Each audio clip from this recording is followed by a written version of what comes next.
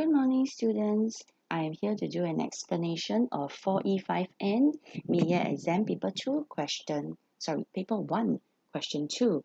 Paper 1, Question 2 tests you on the topic of trade receivables and allowance. Please pause now if you need to read the question. Alright, if you have read the question, then we will directly go into Part A. Now, Part A wants you to prepare journal entries to record transaction 2. This transaction. Basically, in this transaction, Carl is declared bankrupt. He owes Melisandre $560, but can only pay 30% of his debt via a check. So what does this mean? Alright, it means that he can pay 30% of $560 via 30% of $560, which is $168 via cash in bank. Alright, so because he can pay 30% of this amount via cash in bank, we will record cash in bank debit. So that's why you see here, I'm highlighting in yellow, cash in bank debit. Now the rest of the debt is to be written off.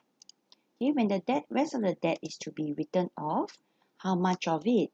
$560 minus 168 will give you $320 that you need to write off.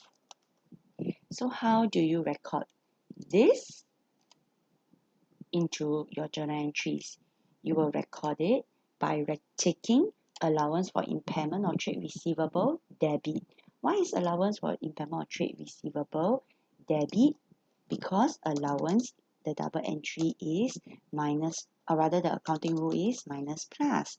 And when you write something off, you will record allowance minus.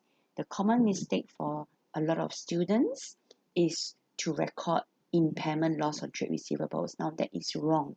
You should deduct from your allowance first. You need to memorize this double entry. So if that is the case, what is the credit account? The credit account is there for trade receivables. Now that his debt is partially paid, he paid $168 via check, and the rest is written off, Carl does not have to pay you anything anymore. He does not owe you any more money. So what you need to do is to take trade receivables and minus it away. That's why you credit trade receivables. This is part A. For part B, you are asked to calculate. Alright, calculate only. Don't need to do up the allowance, just calculate. Calculate the change in the allowance and tell me whether the change is an increase or a decrease. Right, so what do we do now? Now, I don't know whether Miss Ang teaches you the OWE. Is an easy way of remembering how to calculate the change in the allowance. Alright, so you start with O. O stands for original. What is the original allowance? In this case, from the question, the original allowance is 2040, what I have highlighted here. Alright, the original allowance is 2040. So we start off first by having 2040. Then you need to deduct away W. W stands for write off. Okay, so from the question above, the write off amount is 392. This question here, this number here.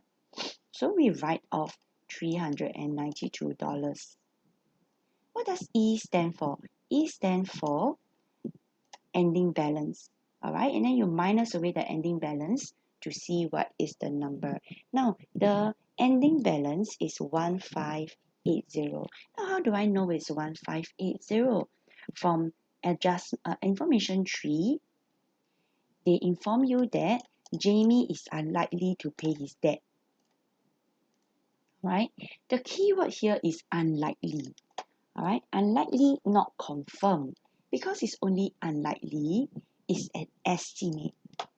So this amount here, unlikely, is an estimate. If it's an estimate, you need to include this into your allowance. Alright, so the allowance, how much is the allowance? The question tells you that it is $158. So the ending allowance is $158. So after that, you realize that this is a decrease in allowance, all right, because the number is smaller. So it's $68 decrease. Now this decrease will later on go into your profit or loss as your impairment. All right, it will go into your profit or loss as your impairment. Final question requires you to calculate the net trade receivables. All right, calculate the net trade receivables. What is net trade receivables? Net trade receivables is basically your trade receivables minus away whatever write-off that you have, minus away your allowance. Now, in this case, let's see whether there is a write-off. All right, for question 2, many of the students forgot to write off the transaction in transaction 2. Now, this transaction 2 is important to note the last sentence. The last sentence actually tells you that no record of this transaction has been made. Because no record of this transaction has been made, you have to include this in the write-off. Alright, so this amount, 17590, that I'm highlighting now, the write-off had not been deducted away from this. So what do you have to do? You have to take 17590 minus the amount that has been paid off, 560, minus away your allowance, 1580, and that will give you 1540. Hope you understand this question better.